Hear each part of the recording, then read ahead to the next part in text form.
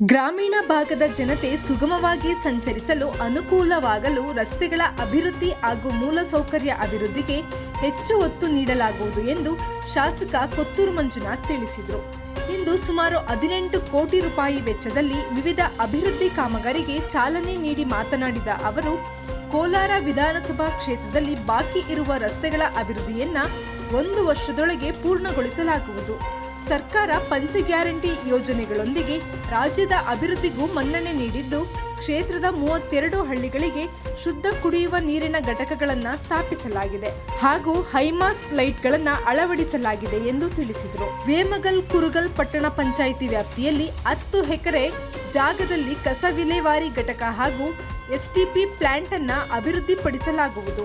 ಪಟ್ಟಣ ಪಂಚಾಯಿತಿ ಅಭಿವೃದ್ಧಿಗೆ ಒತ್ತು ನೀಡಿದ್ದು, ಪಟ್ಟಣ ಪಂಚಾಯಿತಿ ಯೋಜನಾ ಪ್ರಾಧಿಕಾರಕ್ಕೆ ಉತ್ತಮ ಕಟ್ಟಡ ನಿರ್ಮಿಸಲು ಯೋಜನೆಯನ್ನ ರೂಪಿಸಿ ಸರ್ಕಾರಕ್ಕೆ ಕಳುಹಿಸಲಾಗಿದೆ. ರಸ್ತೆಗಳು, ಚರಂಡಿಗಳ ಅಭಿವೃದ್ಧಿಗೆ ಟೆಂಡರ್ ಕರೆದು ಪ್ರಕ್ರಿಯೆ ಪ್ರಾರಂಭಿಸಲಾಗಿದೆ ಎಂದು ತಿಳಿಸಿದರು. ಈ ವೇಳೆ ವೇಮಗಲ್ ಕುರುಗಲ್ ಪಟ್ಟಣ ಪಂಚಾಯಿತಿ ನಿಧಿಯಿಂದ 2 ಆಟೋ ಮತ್ತು ಪಿಟ್ ತೆಗೆಯುವ ಮೆಷಿನ್ಗಳನ್ನು ಶಾಸಕರು ಚಾಲನೆ ನೀಡಿದರು.